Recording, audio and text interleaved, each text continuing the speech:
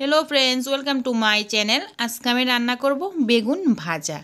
এইভাবে বেগুন ভাজা বানিয়ে গরম গরম ভাতের সাথে খেয়ে দেখবেন ভালো লাগে, বা যে কোনো নিরামিষ দিনও এভাবে বেগুন ভাজাটা রান্না করতে পারেন। তাহলে চলুন দেখিনি কিভাবে আজ আমি এই বেগুন ভাজাটা রান্না করব। কড়াইতে তেল গরম করে নিয়ে এর মধ্যে দিয়ে দিচ্ছি কেটে রাখা বেগুন। এখানে আমি 200 গ্রাম বেগুন নিয়েছি।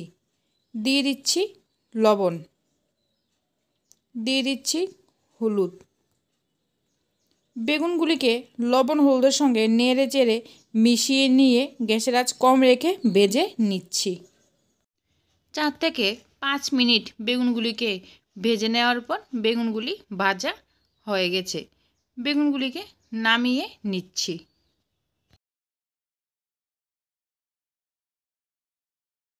কড়াইতে দিয়ে দিচ্ছি 3 চামচের মতো সর্ষের তেল, দিয়ে দিচ্ছি হাফ চামচ কালো জিরা। কালো জিরাটাকে কয়েক সেকেন্ড নেড়ে চেড়ে ভেজে নিচ্ছি।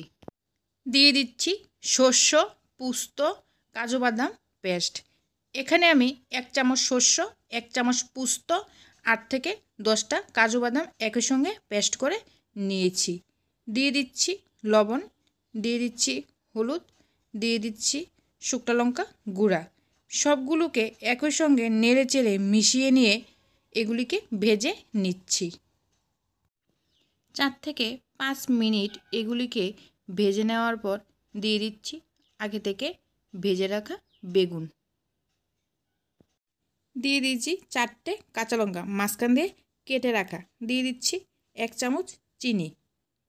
সবগুলোকে নেড়ে চেড়ে মিশিয়ে নিয়ে 4 থেকে 5 মিনিট রান্না করে নিচ্ছি।